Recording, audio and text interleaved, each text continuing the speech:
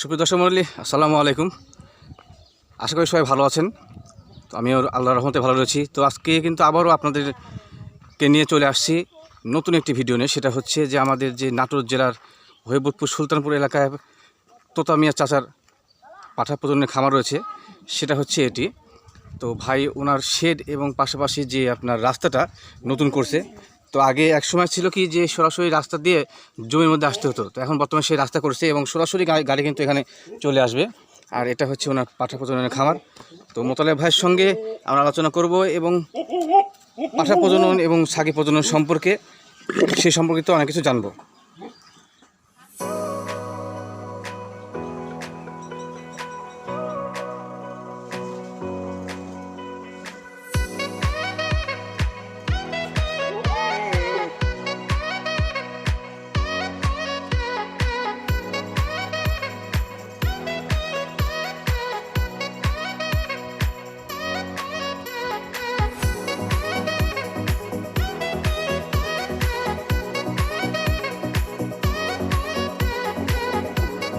মোতালেব ভাই, আসসালামু আলাইকুম। ভাই, কী অবস্থা, কেমন আছেন? আল্লাহ আপনার দোয়া ভালো আছে। ভালো আছেন নাকি? তো মোটামুটি কিন্তু অনেক দিন পর আপনার কাছে চলে এলাম। তো আমার কাছে দর্শক আছে যারা রিকোয়েস্ট করছে যে মোতালেব ভাইয়ের খামারের মানে পাঠা প্রজননের খামারের ভিডিও আবারও চাই, যার কারণে আপনার কাছে চলে আসা।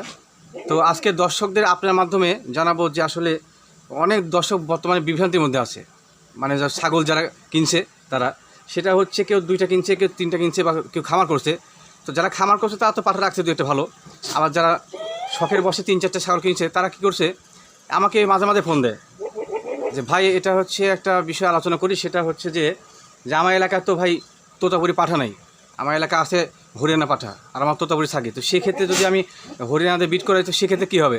তো মোতালেব ভাইয়ের মুখ থেকে আজকে এগুলো শুনবো যে আসলে কোন জাতের ছাগির সঙ্গে কোন জাতের পাঠা দিয়ে বিট করানোর ফলে ভালো জাতের বাচ্চা আসে। মোতালেব ভাই, তো আমার দর্শকদের যারা এটা কোশ্চেন করে তার উদ্দেশ্যে বলেন। বিষয়টা হলো আপনি হরিয়ানা ছাগলগুলা, হয়তো হরিয়ানা করত ছাগলগুলা এবং কিছু কালো বিটের ছাগলগুলা, জি, এগুলা ছাগল দিয়ে হরিয়ানাতে বিট করার, সঠিক হরিয়ানাতে বিট করাইতে হবে, তাহলে বাচ্চা ভালো মানের আসবে। আচ্ছা, মানে হচ্ছে 100% পাঠা দিয়ে বিট করতে হবে। হ্যাঁ, 100% ভালো মানের। জি, জি, জি। চোখ তো আছে, মানুষের ধরতে বোঝে। জি জি জি। আচ্ছা, আর যদি তুতা দিয়ে দেয়, আসবো না তুতা, আসবো না হরিয়ানা। আচ্ছা আচ্ছা, মানে এটা মানে একবারে মানে গজব করে ফেলানি। মানে সেই ক্ষেত্রে জাতির উন্নয়নের পরিবর্তে আগাইলো না, আরো অবনতি হবে। আর অবত হবে। আচ্ছা আচ্ছা। তো আপনি যেহেতু পাঠা প্রজননের সঙ্গে আপনার বাবা করতে এক সময়, না? হ্যাঁ, আমার বাবা। আচ্ছা, তোতা মিয়া চাচা কিন্তু আমাদের মোতালেব ভাই, ওনার বাবা। তো বর্তমানে কিন্তু সেই হালটা ধরছে আমাদের মোতালেব ভাই। দীর্ঘদিন যাবৎ মোতালেব ভাইয়ের ওনারা কিন্তু আসলে পাঠা প্রজননের খামার সঙ্গে যুক্ত। ওনাদের লোকেশন হচ্ছে নাটোর জেলার হবিবপুর যে ছাগলের হাটটা রয়েছে, হবিবপুর একটা গ্রাম, সেই গ্রামের সুলতানপুর গ্রামেই কিন্তু তোতা মিয়া চাচার এই পাঠা প্রজননের খামার। তো পাঠাগুলো একটু এক নজরে দেখা দিই। আমার জানা মতে নাটোর জেলার যে পাঠাগুলো রয়েছে তার মধ্যে হাই কোয়ালিটি সবগুলো পাঠাই কিন্তু মোতালেব ভাইয়ের এখানে মানে বিদ্যমান, তাই না ভাই? আমার কাছে পাটাগুলো আছে সব মনে 19 পিস, এবং মোটামুটি সবগুলো পাঠারে কিন্তু গায়ের কালার, পাশাপাশি পাঁচগুলো অনেক সুন্দর। একটু দেখাই, সেটা হচ্ছে এটা বেলচা তোতা একটা আছে, জিবলা তোতা রয়েছে। এটা হচ্ছে হরিয়ানা, 100% হরিয়ানা, কলকি সিং বলে এটাকে। ভাই দাঁত কটা এটা জানো? নতুন 8 দাঁত। এটা কিন্তু একটা ক্রস পাঠা, শিরোহী এবং তোতার ক্রস। তারপর দেখুন যে তোতার মতো নিচে যে বেলচার মতো 5টা আসছে, পাশাপাশি শিরোহীর মতো গায়ের কালার। এটা ক্রস হলে অনেক বড়। আর এবার জিবলা তোতা দেখাই, এটা হচ্ছে জিবলা তোতা পাঠা। তো আমার দেখা মতে মোটামুটি নাটোর জেলার সবচেয়ে বড় পাঠা এটা, জিবলা তোতা হিসাবে। এটা ওনার দাঁত ছাড়া না ভাই? নতুন 8 দাঁত। দেখেন, এটা হচ্ছে জিবলা তোতা, তারপরে 5টা, এবং মোটামুটি গায়ের কালারটা অনেক ভালো। আর এটা হচ্ছে একবার টোটালি 100% একটা বেলচা তোতা, 4 দাঁত, নিউ অ্যাডাল্ট।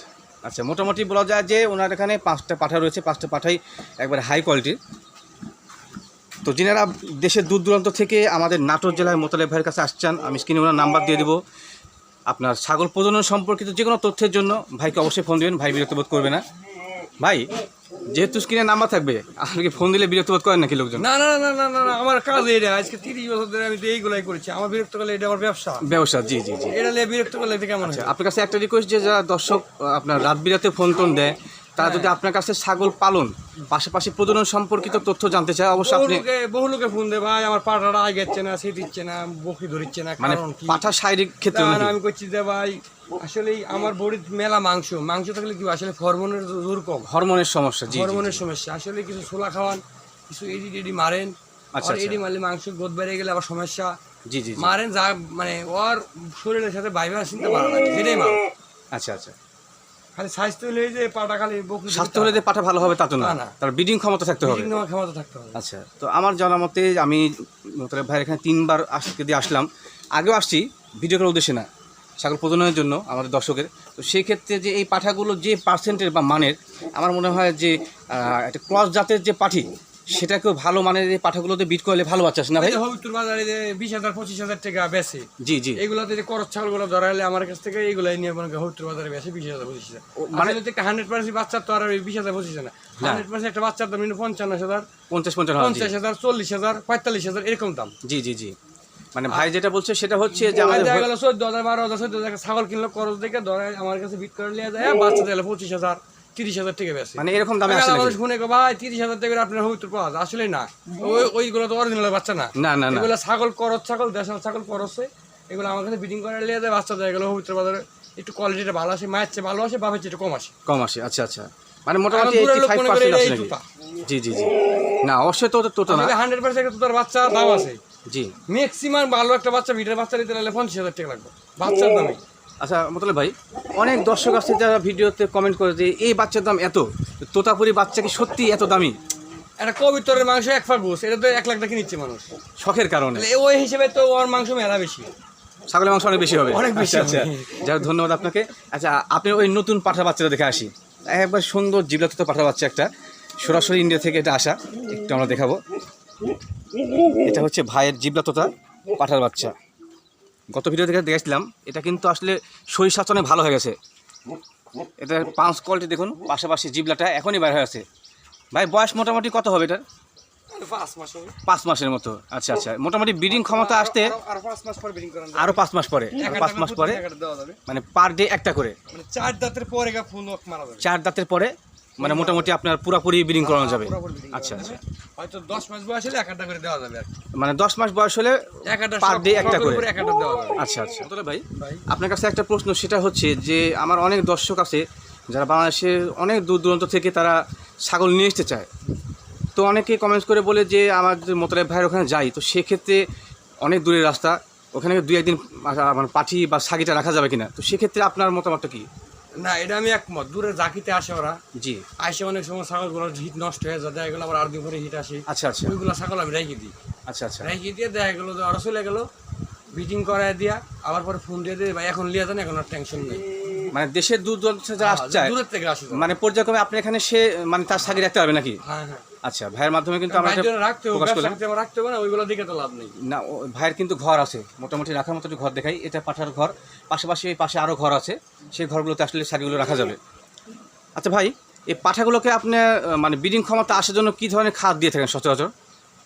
এর মেন খাবার হলো আপনি প্রতি সপ্তাহে মনে করেন যে একবার ক্যালসিয়াম ভিটামিন তো ইনজেকশন করেছি, মারাই লাগিচ্ছে ডাক্তার নিয়ে এসে। ক্যালসিয়াম ভিটামিন না? ক্যালসিয়াম ভিটামিন আর Injection? মানে ফাইলগুলো যে ফাইলগুলো চলবেই, জি। বন্ধ দেওয়া যাবে না। আচ্ছা আচ্ছা, আর ছোলা প্রতিদিন 10টা 11টায় 12টায় দেওয়াই লাগবে। আর মোটামুটি যেগুলো আপনার অ্যাডাল্ট, যে এই বড় পাঠাগুলো 6 দাঁত 8 দাঁত, সেগুলোর ক্ষেত্রে সোলার পরিমাণ কেমন দিয়ে থাকেন আপনি? ছোলার পরিমাণ এর প্রতিদিন এক সমান যায় না, একসময় যায় না, কারণ হলো এক দিনে একটা ঠান্ডা থাকতে পারে, ঠান্ডা জি। থাকলে কম খাবে। আচ্ছা আচ্ছা, আমি বুঝতে পারি যেদিন মানে ছোলা যেটা কম খাবে এদিন বোঝা যাবে যে ঠান্ডা আছে। আচ্ছা আচ্ছা, আর যেটা শরীরটা ভালো লাগবে, যেটা শরীর মানে ঠান্ডা নাই, ওটা ছোলাই খাবে বেশি। ছোলা খাবে বেশি? আর ছোলা এমন একটা জিনিস, ছোলা কি ভিজা খাওয়াতে হবে? হ্যাঁ ভিজায়। ছোলাটা ভিজা হিসেবে আপনি আজকে সন্ধ্যা যেটা ভিজাবেন, জি, কালকে 10টায় তুললে মোটামুটি তার সাথে যদি কোনো লোকে যদি গাছ করে খাওয়াইতে পারে, হ্যাঁ হ্যাঁ, 2-3 দিন আগে যদি ট্যাক্স চলে আসে, ওইটার বেশি ভালো হয়, ওটার জন্য ভালো হয় নাকি? ওইটার জন্য ভালো হয়। আচ্ছা, এই ছোলা থেকে মনে হয় ব্রিডিং ক্ষমতা আসলে বাড়ে আমার নাকি? সময় নেই, সময় দেখলে আগের দিন সন্ধ্যায় বিদালে পরের দিন 10টার আগে খাবার করে। আচ্ছা আচ্ছা, মানে পর্যায়ক্রমে একদিনের জন্য আপনি রাখেন, হ্যাঁ হ্যাঁ। তো ছোলা কিন্তু একটা বিশেষ উপকারী ভাই বলছে, পাশাপাশি যে আওর ভুসি বা ডাবলি যেগুলো, সেটা সবই খায় নাকি? আমি তো আউর খাওয়াই না, আর খাওয়া না? খাওয়াই না, আমি সরাসরি ইয়া খাওয়াচ্ছি, এই আপনার অ্যাঙ্কারের বসে। সরাসরি অ্যাঙ্কারে ভুসি, এটা কি পুষ্টিকর? পুষ্টিকর যেমন তখন খাবারটা, এই খাবারটা হলো আপনার হলো গ্যাস হবে না। গ্যাস হবে না? না, আর গমের ভুসি তো মনে হয় গ্যাস করে? গ্যাস আপনার ওই যে খেয়ার দিলে, খেয়ারে তো গ্যাস নেই, আসলে তো পেট ভরা খাওয়ার দরকার নেই। জি জি জি, ওর পেট লুড হতে লাভ নাই আসলে। আর এক পা পরিমাণ খাক, আসলে শক্তিশালী জিনিস খাইতে হবে, একটা মানসম্মত খাবার খেতে হবে।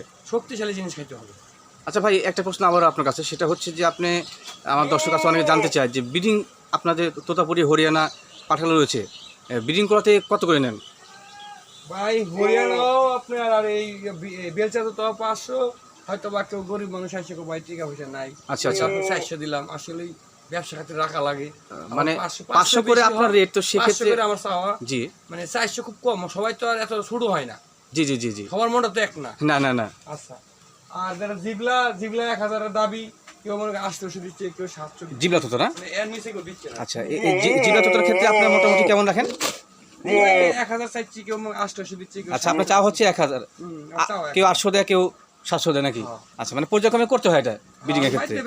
তবে আমার মনে হয় যে ভাই একটা কথা বলছে যে আপনার হাটে যেগুলো ক্রস থাকি পাওয়া যায়, যেগুলো মোটামুটি আপনার ওই মোটামুটি পার্সেন্টের, সেগুলোকে ভালো মানের যে পাঠাগুলো রয়েছে, যেমন করে ভাইয়ের এখানে মোটামুটি ভালো পার্সেন্টেজ সবগুলোই 100%, 100-এর মধ্যে কোনো কমতি নেই। এই যাদের পাঠাগুলো দিয়ে বিট করানোর ফলে যে বাচ্চাগুলো আসে, সেগুলো কিন্তু আমাদের হৈবতপুর হাট থেকে 85%, 90% বলে বিক্রি হয়। পাশাপাশি নাটোর জেলা যে হাটগুলো রয়েছে, সেখানে 100% একটা পাঠার বাচ্চা যদি কিংবা পাঠির বাচ্চা আপনি নিতে চান, তোতাপুরি হোক হরিয়ানা হোক, কিছু না হলেও আমার অনায়াসেই 40-এর উপরে লাগবে। 40 উপরে লাগবে, জি। তো সেক্ষেত্রে আপনাদের ভ্রান্ত ধারণাকে অবশ্যই একটু বদলাতে হবে, কারণ ভালো মানের যে পাঠা দেখা যাচ্ছে কত সুন্দর, মোটামুটি অনেক বড় হাইটের একটা জিবলা তোতা পাঠা। তো এই পাঠা কি আসলে দামের না? মোটামুটি ভাই কত কিনছিলেন? মাল্লা ছিল এটা 1,40,000। আচ্ছা, যখন আপনি এটা কিনেন সেক্ষেত্রে মানে সেই সময় এর বয়স কেমন ছিল? তখন বয়স ছিল 6 দাঁত। 6 দাঁত, আচ্ছা 6 দাঁত বয়স। সেই সময় আপনি কিনছিলেন 1,20,000 না?